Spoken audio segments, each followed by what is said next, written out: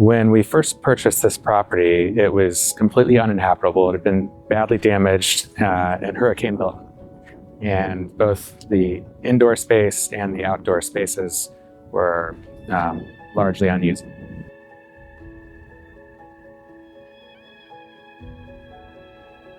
The outdoor space was originally intended to be the heart of the home and was no longer functional or safe for their family.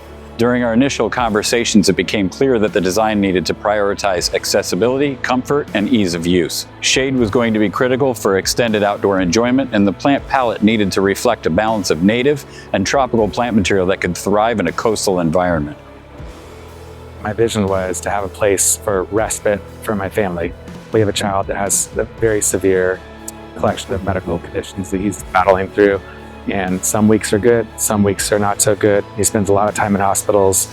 I wanted a place where my wife could get some respite and a place that was safe for us to all spend good quality family time together.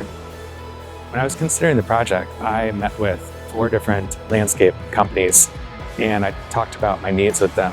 And the owner of Tropical Gardens Landscape met with me himself, and he really listened to what I had to say and what was important to me. My passion came from knowing that every design choice had a direct impact on how this family would experience their home.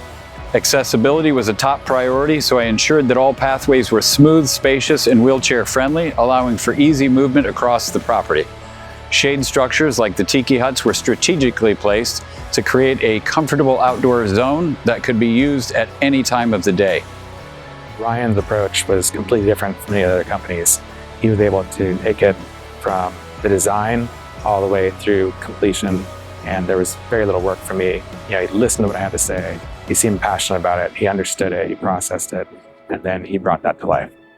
There were a lot of special considerations behind the scenes in Ryan's design, and even with his team, that they just went above and beyond with little thoughtful designs and elements that they incorporated.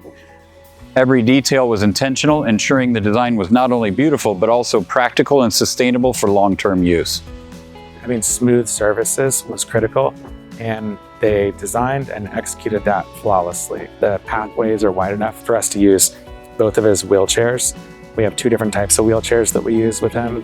One to get him out to the beach, which is massive, and another one that we just use around the house. So we can use both of those safely and effectively and quickly when needed. One of his managers knew that our son really loves baseball. We had just an ugly 4x4, a spigot attached to it for a shower, and he turned it into a baseball bat. The physical elements from the tiki huts and palm canopy to the turf and accessible pathways came together to create a cohesive resort-style setting. So there's not really a typical day for us here at this property. Some days when he's doing really well, we are able to play catch with him and he's able to run around safely. And other days when he's not, he can still use the nice wide pathways to get him where we need to go with the wheelchair and get him in some shade, get him in a swing, do what we need to do to make the most of the day.